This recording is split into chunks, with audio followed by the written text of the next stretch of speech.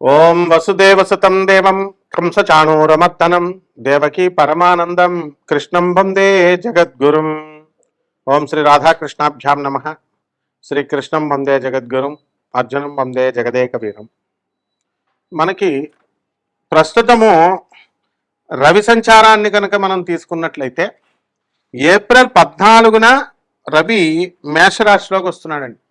దీనివల్ల మనకి ప్రభుత్వ సంబంధమైనటువంటి పనులన్నీ కూడా మేషరాశిలో రవి వచ్చు కాబట్టి బ్రహ్మాండంగా అయిపోతాయి. ఆరోగ్యాలు ఎవరైతే బాగుండట్లేదు అనుకుంటున్నారో అటువంటి వాళ్ళందరికీ కూడా ఆరోగ్యాలు అన్నీ కూడా కుదరపడడానికి అవకాశాలు ఉంటాయి. అలాగే ఆయన మే 15 తర్వాత వృషభ రాశిలోకి ప్రవేశిస్తాడు. అందువలన మనకి ఈ యొక్క మే నెలలో స్త్రీలతో విరోధాలు, కంటి సంబంధమైనటువంటి వ్యాధులు, ఇవన్నీ కూడా చెస్ట్ పెయిన్లు ఇవన్నీ కూడా రావడానికి అవకాశాలు అధికంగా ఉన్నాయి. అందువల్ల స్త్రీలతో చక్కగా మర్యాదగా ఉండాలి. అత్తగారులతో లేనిపోని అపనిందలు ఇవన్నీ రావడానికి అవకాశాలు ఉంటాయి. అదేవిధంగా ఈ యొక్క కుజుడిని కనుక మనం తీసుకున్నట్లయితే ఏప్రిల్ 2, 2026 సంవత్సరంలో మీనరాశిలోకి ప్రవేశిస్తున్నాడు కుజుడు. అందువలన మనకి ఈ కారణాలుగా రీత్యానే మనం కనుక తీసుకున్నట్లయితే ఇప్పుడు కుజుడు మీనరాశిలోకి చూడండి, దాని వల్లనే తమిళనాడులో మనకి 9 మంది పోలీసులకి మరణశిక్ష అనేటటువంటిది విధించబడింది. అది మరి అంతకుముందు ఎందుకు అవ్వలేదండి? 2500 పేజీల ఛార్జ్ షీట్ వేశారు. పోనీ ఆ నిందితులు ఏమైనా తప్పు చేశారా కేసు పెట్టినటువంటి వాళ్ళు అని అంటే కనుక వాళ్ళు సెల్ ఫోన్లో షాపుల్లో స్పేర్ పార్ట్స్ అమ్ముకునేవారు. అలాంటిది ఒక కరోనా టైంలో జూన్ ఆ ప్రాంతంలో, జూన్ 23 ఆ ప్రాంతంలో, 13 ఆ ప్రాంతంలో మనకి కొంచెం టైము ఎక్కువగా 6:30 సాయంత్రం టైం కొంచెం ఎక్కువగా అమ్మడం, అది వాళ్ళు చేసిన అపరాధం. అయితే దాన్ని పోలీసులు లాక్కెళ్ళి ఆ తండ్రిని కొట్టడం, కొడుకు మరి తండ్రిని కొడుతుంటే ఎదురు తిరగడం, వాళ్ళిద్దరిని బాగా బాధేయడం, పోలీసులు కిరాతకంగా వ్యవహరించడం వల్ల ఊరి శిక్ష ఈ 9 మంది పోలీసులకు పడింది. వాళ్ళు అప్పుడే చచ్చిపోయారు. ఎన్నో సంవత్సరాల తర్వాత, అంటే ఎప్పుడు కరోనా టైం అండి ఇది, అప్పటి నుంచి ఇప్పటి వరకు జరిగినటువంటిది.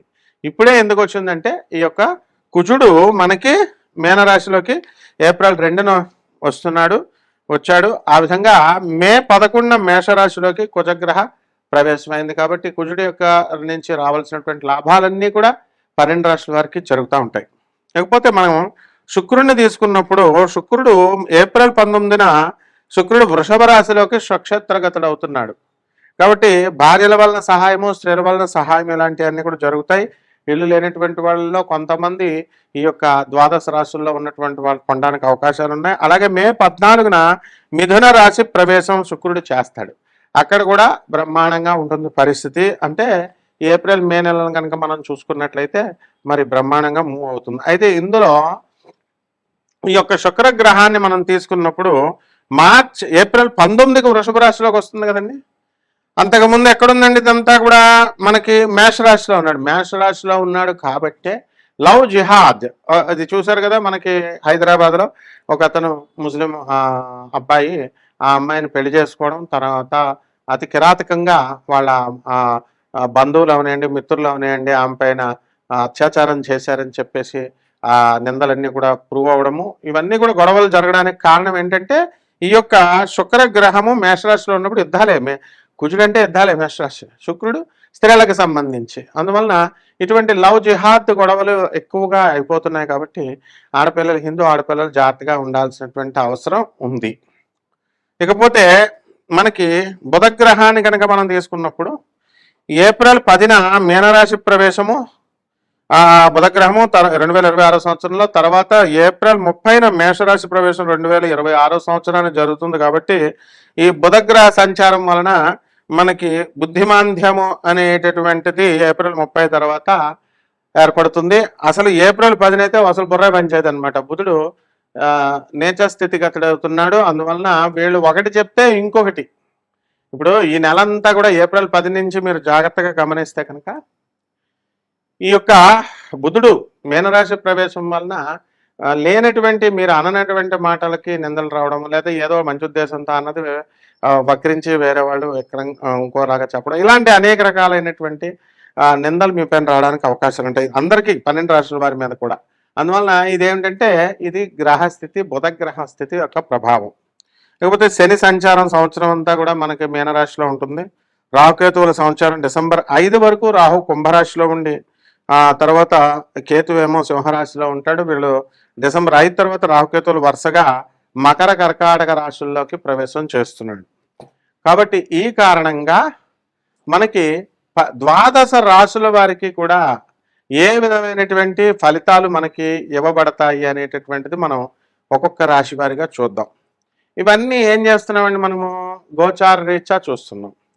గోచారం అనేటటువంటిది మనకి గ్రహ స్థితిగతులను బట్టి కోటాను కోట్ల మందికి కామన్ ప్లాట్ఫారం మీద చెప్పబడేటటువంటివి.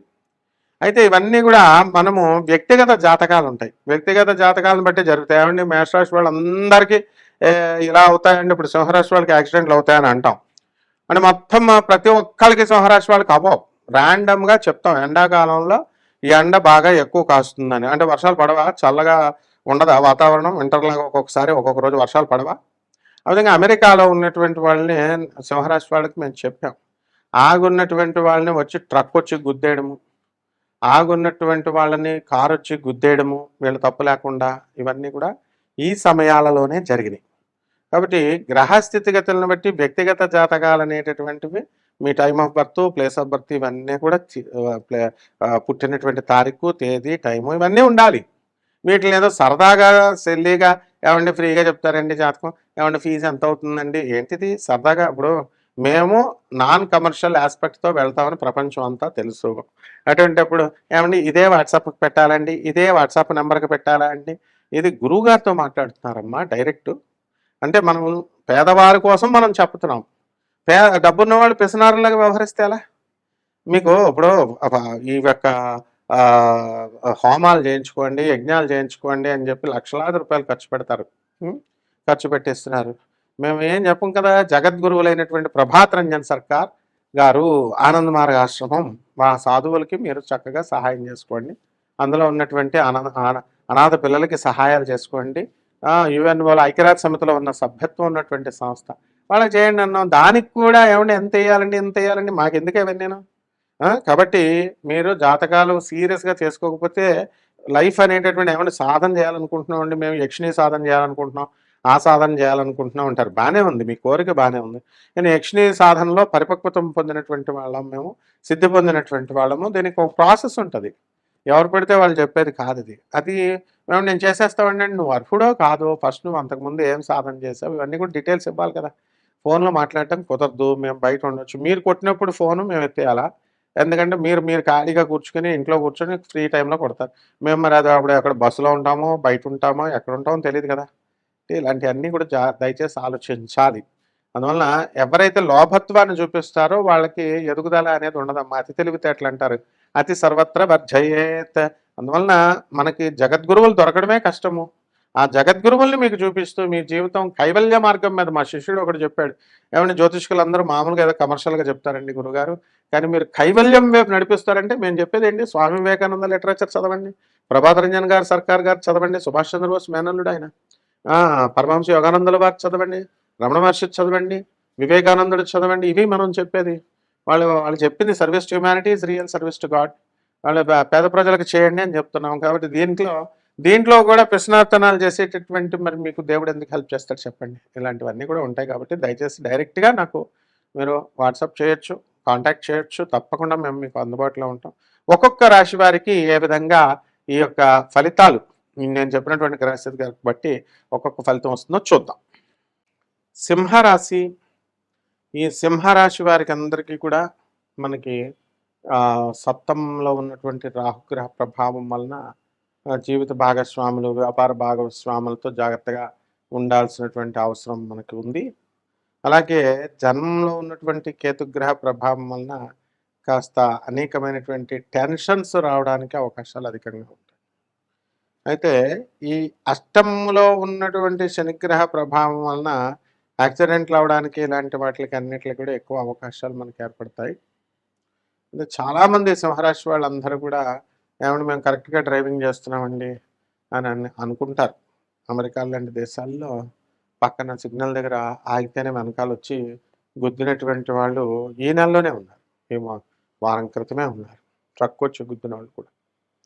అలాగే ఈ సింహరాశికి సంబంధించినటువంటి మగపిల్లాడు మరి గుద్దేయడం అకారణంగా ఒక 10 రోజుల క్రితం కోమాలోకి వెళ్ళడము, తర్వాత ఇంకా గుర్తుపట్టలేకపోవడము, కొద్ది కొద్దిగా రికవర్ అవ్వడం. ఇలాంటియన్నీ కూడా జరుగుతున్నాయి. దీనికి కారణం అష్టమ శని గ్రహం యొక్క ప్రభావం. కాబట్టి ఈ యొక్క సింహరాశి వాళ్ళందరూ కూడా మీరు అర్జెంటుగా పనులుంటే తప్ప ఎక్కడికి బయటికి వెళ్ళకూడదు. చాలా జాగ్రత్తగా మీరు వ్యవహారాలు చేసుకోవాలి. ఇక పిల్లలకు సంబంధించినటువంటి వ్యవహారాల్లో మీరు ఎక్కువగా తలదూర్చి బాధపడటము ఇలాంటివన్నీ కూడా జరుగుతాయి. కాబట్టి పిల్లల పట్ల కొంచెం అటాచ్మెంట్ కొంచెం తగ్గించుకొని ఓవర్ థింకింగ్ మార్చుకున్నట్లయితే సరిపోతుంది. ఇక రైతులు కూడా అంత కమర్షియల్ క్రాప్స్ వేయరు ఎంత చెప్పినప్పటికీ కూడా. కానీ వీళ్ళు రెగ్యులర్ క్రాప్స్ కంటే కూడా కమర్షియల్ క్రాప్స్ వేసి బాగా సంపాదించేటటువంటి అవకాశాలు అధికంగా కనబడుతున్నాయి. కానీ పద్ధతులు మార్చుకోవాలన్నమాట వీళ్ళు. అదేవిధంగా ఈ యొక్క గురుగ్రహము మనకి లాభంలో ఉన్నటువంటి కారణంగా వీళ్ళకి ఎన్ని కష్టాలు ఉన్నప్పటికీ కూడా సింహరాశి వాళ్ళకి గురుడు మిమ్మల్ని రక్షిస్తూ ఉన్నాడు. కాబట్టి అడవిలో మిమ్మల్ని పడేసినప్పటికీ కూడా డబ్బులను సంపాదించగలిగేటటువంటి కెపాసిటీ, నైపుణ్యము, ఆ శక్తి మీకు వస్తుంది. అంటే అనుకున్న పనులన్నీ కూడా సకాలంలో అవుతాయి. కాకపోతే జాగ్రత్తగా కొంచెం గ్రహస్థితి కొంచెం అనుకూలంగా లేదు కాబట్టి జాగ్రత్తగా చూసుకోవాలి. ఇక పరిహారాల దగ్గరికి వచ్చేసరికి రాహు జపం చేయండి, రాహు స్తోత్రాలు చదవండి. రాహుకి కిలోంపావు మినుములని ఆవుపేడ రంగు ఉన్నటువంటి వస్త్రాలనిచ్చి పేద బ్రాహ్మడికి మనము శనివారం నాడు ఉదయం 8 గంటలకి దానం చేసుకోండి. అలాగే శని జపం చేసుకోండి, శని స్తోత్రాలు చదవండి. శనికి కిలోంపావు నల్ల నువ్వుల్ని నల్లని వస్త్రాన్ని ఇచ్చి పేద బ్రాహ్మణుడికి శనివారం నాడు ఉదయం 8 గంటలకి 5 నిమిషాలకి దానం చేసుకోండి. అలాగే దశ మహావిద్యలో ఒకటైనటువంటి మహాకాళి అమ్మవారి యొక్క హోమాన్ని కానీ ఆ అమ్మవారి యొక్క మంత్రజపాన్ని చేసుకోవడం ద్వారా బ్రహ్మాండంగా ఉంటుంది. అలాగే రావి చెట్టు చుట్టూ మీరు నీళ్లు పోస్తూ రావి చెట్టుకు ఓం శనేశ్వరాయ నమః, ఓం రాహవే నమః అంటూ జపం చేసుకోవడం ద్వారా బ్రహ్మాండంగా ఉంటుంది. శుభమస్తు.